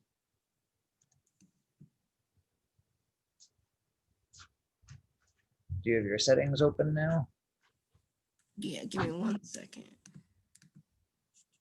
Gotta exit out of the full screen. So let's see, go to my Zoom. Yeah, that kind of control panel dashboardy thing. Mm-hmm. And then almost top right, there's a little gear that says settings.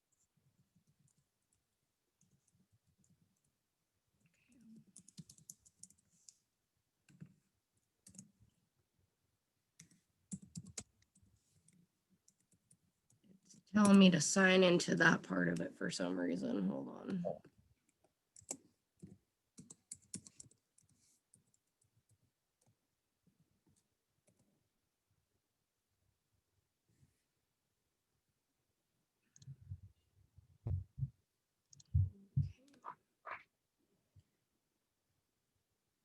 Okay, settings. And then on that left-hand side, towards the bottom, there's profile. Okay, profile. Edit my profile. Yeah. And that brings up a website thing where you can actually do stuff. Yeah, see, that's where I was, and I changed it. Like it says Ashley Proctor on there, but when I go into when I click on the link to go in, it still says Amma. Let me see.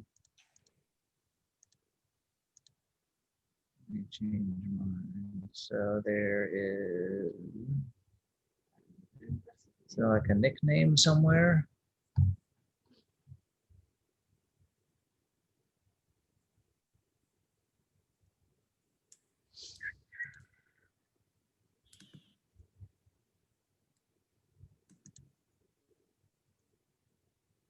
Profile settings.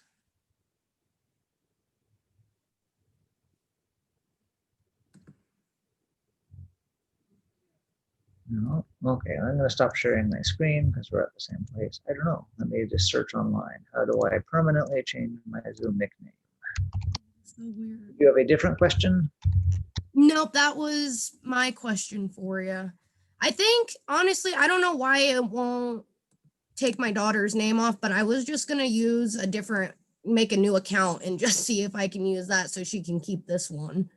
That makes sense. Yeah, I have two. I use my home Gmail and it's called David's cell phone webcam. So that when I want to hold my camera up and use it. Yeah, like because on this one, I changed the first name and last name, and I changed the display name to my name, but it's still coming up with my daughter's name. Okay, in a help thing, I see that sometimes when you rename yourself, there's a button underneath it. Remember my name for future meetings, but you didn't see that when you tried to rename yourself here. No, it says save changes, but it says display name could be your first name or nickname, other name you want other people to know you on Zoom, but there's no button to click.